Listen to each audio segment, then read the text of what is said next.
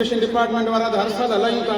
हाणे वरी इम्तिहान थियण वारा आहिनि। 1 अप्रैल खां असांजी नई एडमिशन शुरू थींदी त जेके ॿार ग़रीब जो ॿार जेको स्कूल में नथो अचे असीं सभु गॾिजी हड़ावण लाइ कोशिशि करियूं त कीअं बि करे असीं उन्हनि खे स्कूलनि में आणे सघूं त तइलीम जी बहितरी थी सघे ऐं असांजो ॿार जेको आहे सो उनखे शऊर इहो अची वञे ऐं दुनिया में मुक़ाबले लाइ तयारु करे सघूं। हाणे असीं ॿारहाड़ी वारा जेके भई इहे शहर वारनि खां जाम अॻिते आहियूं।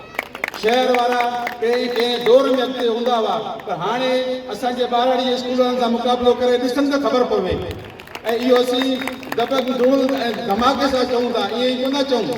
असां पंहिंजे ॿारनि ते एतिरी महिनत करियूं पिया त ॿार बि उन असांखे एतिरो रिस्पॉन्स ॾियनि पिया त उहे वधि में वधि जेको आहे पंहिंजो किरदारु अदा कनि ऐं पंहिंजी पढ़ाई खां ध्यानु ॾियनि ऐं अहिड़े प्रोग्राम में शिरकत कनि। आख़िर में आऊं सिंध एजुकेशन फाउंडेशन जी ज़िलई मैनेजमेंट ऐं साईं फैज़ जो शुक्रगुज़ार आहियां जिन असांखे हिन प्रोग्राम में मदद कयो ऐं असांखे हेॾो VIP प्रोग्राम ॾिसण में असां मिलियो ऐं असांखे पंहिंजे ख़्यालात जो इज़हार करण जो मौक़ो मिलियो।